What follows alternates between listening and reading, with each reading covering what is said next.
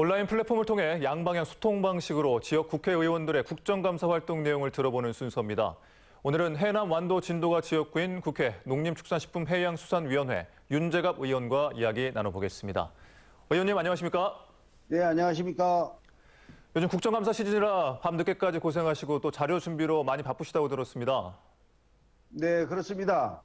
우리 농해수위에는 군 급식 조달 체계 변경과 국민 먹거리 안전, 그리고 공정위의 해운사 과징금 문제 등 그 어느 때보다도 굵직한 당면 현안이 많습니다.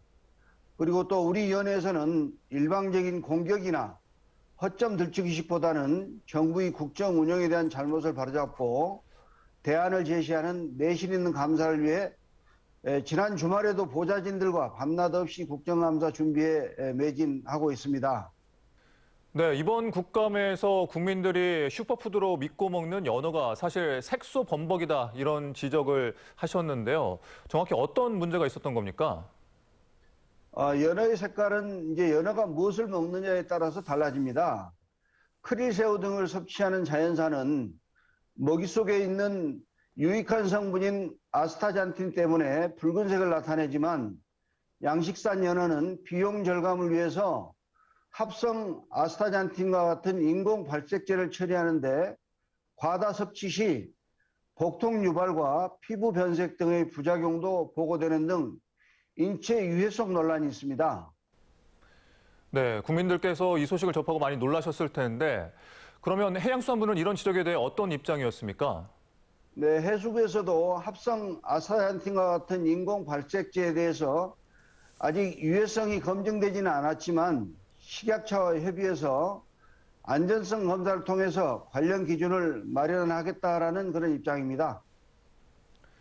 그리고 이번 국감에서 광주 전남 지역에서 개물림 사고가 이틀에 한 번꼴로 있었다는 질의도 하셨죠? 네, 그렇습니다. 지난 5년간 총 11,152건의 개물림 사고가 있었습니다.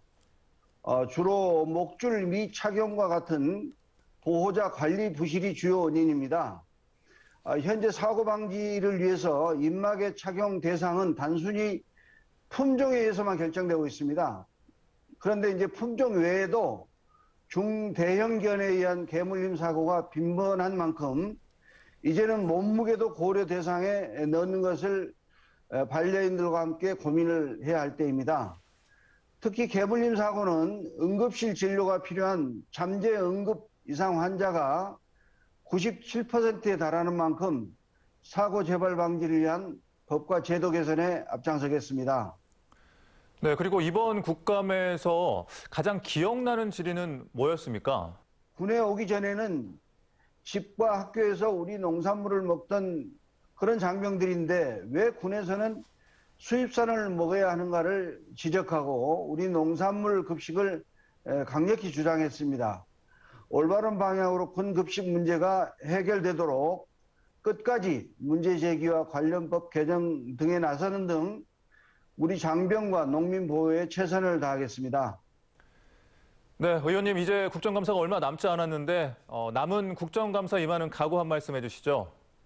네, 농해수위는 우리 농업인의 민생과 직결된 상임위인 만큼 남은 국정감사 기간 동안 농업 의제 발굴과 정책 대안 제시에 집중할 것입니다. 특히 코로나19와 자연재해 등으로 어려움을 겪고 있는 농업 농촌을 위한 실질적인 대책 마련을 주문할 것입니다. 농업의 경쟁력 강화, 농어가 소득 개선, 농어민 삶의 질 향상을 위해서 끝까지 최선을 다할 것입니다.